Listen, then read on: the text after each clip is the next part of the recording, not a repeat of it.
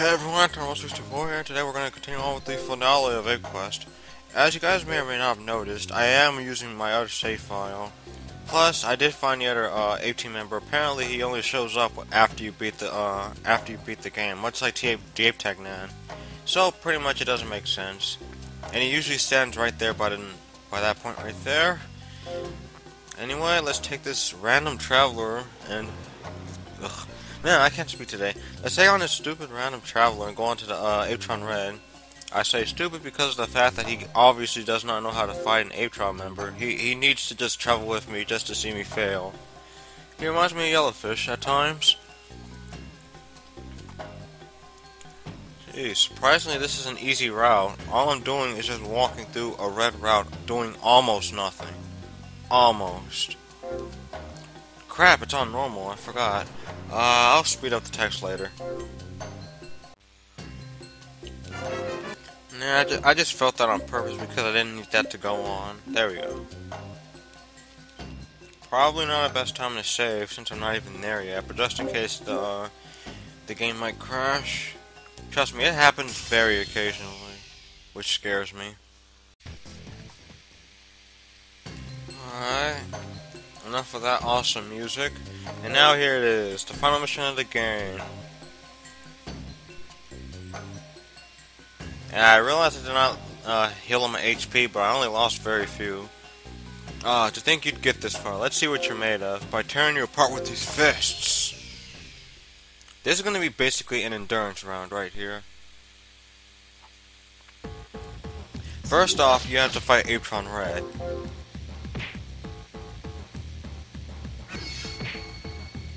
Who, because even with my new armor, he doesn't die in just one hit.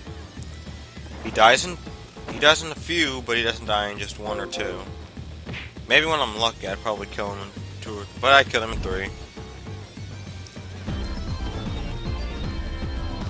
And because I'm already at level 50, I don't get any real experience out of this. I can't believe I suppose I have no choice but this. Cutscene time.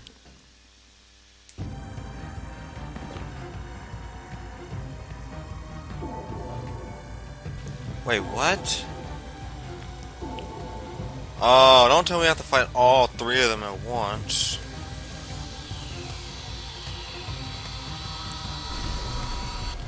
Why does games have that? Oh my god.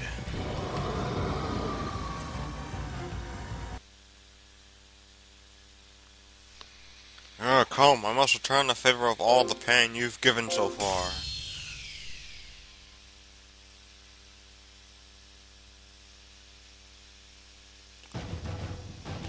So yeah, this is Cerberon. Now we have this guy to beat.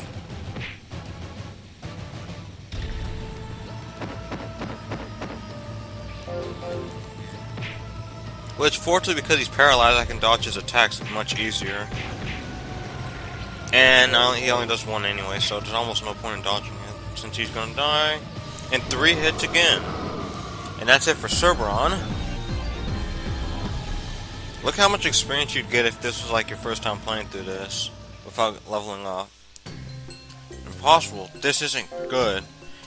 Your father could seal my powers within the ape lamp.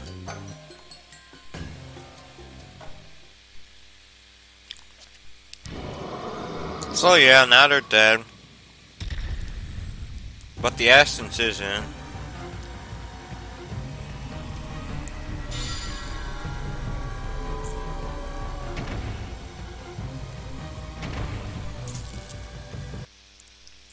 Trust me, I would feel bad if someone went through all that trouble only to realize we're not even near the end of it yet. Cerberon's power caused the king to go giant. You must sever the magic power within the ape lamp to save him. So now, after you beat the 2 bosses, now we have 3 phases of the king to beat. This being the first phase. He races the barriers, and the other one he uses a tornado, which I don't see the purpose of it, because the tornado just picks you up, and then you can destroy the barrier switches. The only downside to this is that there's now something that's going to keep you from doing that. But they're slow, so you don't even have to worry about it. Even if they look like they're gonna hit you. Just basically hold right or left and then you're safe. I think I got these two down here. Yep.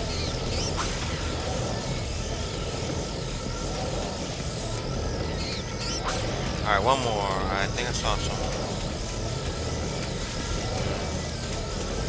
You have to go,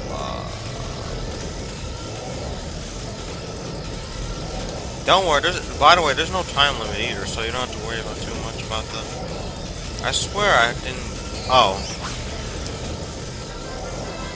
And now we're done with the first phase.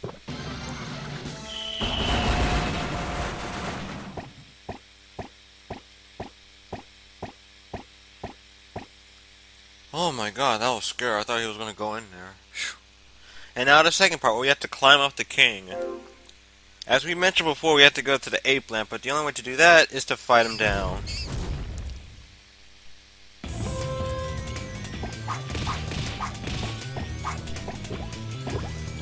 Make sure you jump because the shockwave will pretty much stun you if you don't. This is basically the first section, a 3D range right here. Now we have a 2D, well not 2D range, but just another 3D range within limited space. Move away from the shadow so his hand won't hit you.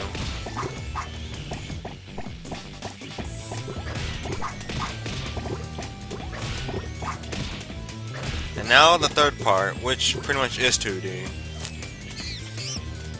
Now you have to dodge his hand moving left and right, but you gotta hit it too. But you gotta make sure he's not doing that, or else, because you're not gonna hit him that way. Too bad hitting his face doesn't count.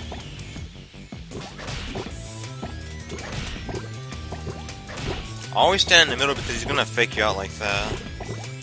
What the? Alright. I'm too used to the X button being jump. Not in this game, though, of course. And that's it. But we're not done with the boss yet. We got one more phase.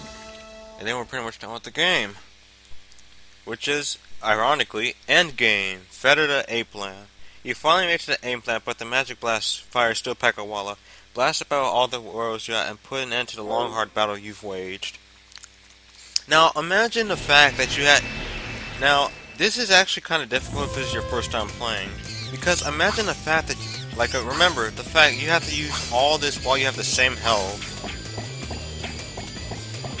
Alright.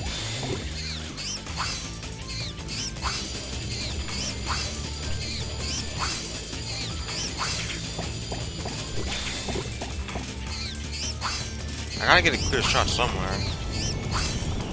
Because the barriers do come back. See?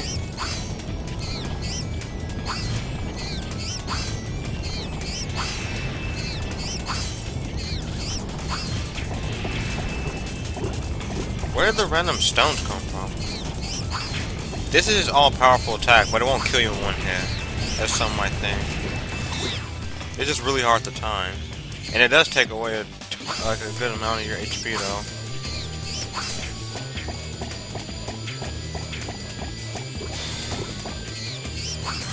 Wait, he does it twice? I didn't even know he does it twice because I never gotten that far into it. But yeah, that's basically the game. We beat it.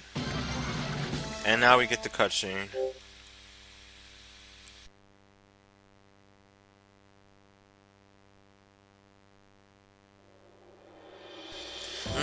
To think that even I should fall under its power. You are simply magnificent. Such an unwavering barrage of attacks, even against me, your own father. You've grown, Anton. Now, the time has come to use the true power of the bank.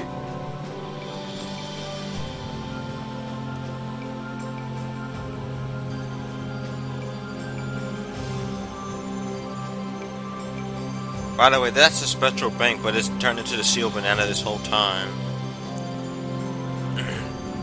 Be seal the new accursed creature.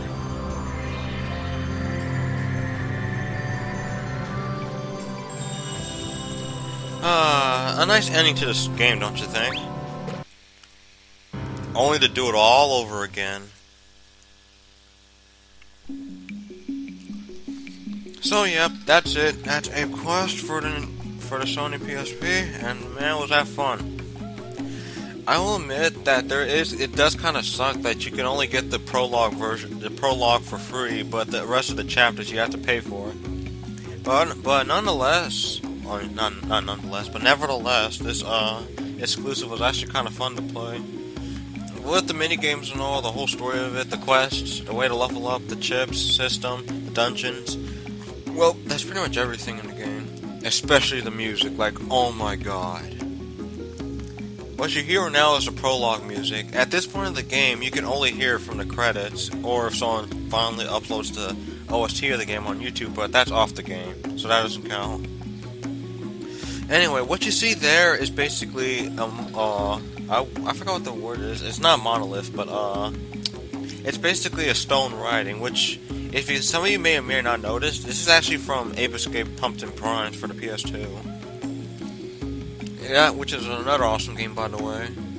Although most people see it as a Mario Party ripoff, even though it plays by like a tournament system. I don't know how, but of course. So yeah, I'd recommend playing that as well as this. I recommend playing this more for obvious reasons. Look at how many people put into this game too. Especially, you're gonna hear me talk about the music so many times about this, because what you hear is as I said before, what you hear is the prologue, which in my opinion is the best music in the game, besides the battle theme.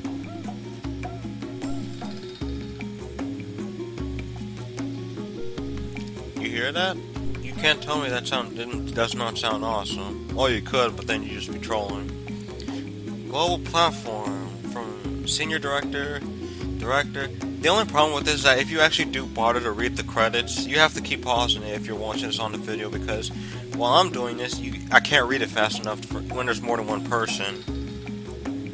Like this: quality assurance tester Terrell Lavender, lab technician Tim Hockey, continuing game test analysis Ting Chan. Dang it! See? But at the very least, it shows how many people have actually put into this game, which is not that surprising because online games, of course. But as I was saying, I have no idea what to do now except for the obvious. But please, for the love of God, don't ever ask me for something like that ever again. Sony Computer Entertainment America Marketing.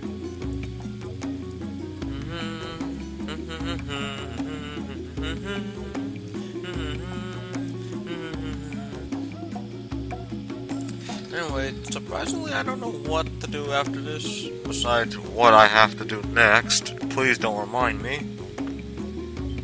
Oh yeah, there's one more thing I have to show you after you beat the game. Besides the fact that you can now play the Underworld Dungeon, and, well, pretty much that. Oh yeah, by the way, once you beat the game, it takes you all the way back to the screen, but if you press continue, you automatically jump back into the game. But you start off at the camp instead of, at this camp, not at the very, beginning of the chapter. Thank goodness for that. Anyway, to the bank. As I mentioned many times, you can now unlock the Underworld. And, here's the thing. When you beat the game, you get the opportunity to change your name, which kind of sucks because you have to wait until then to, change your name, which kind of makes no sense. Like, okay, I beat the game, now I can change my name to something cooler. Anyway, that's it for this game. I only have one. Now I have to move on to the next OP. Boy, will it not be fun.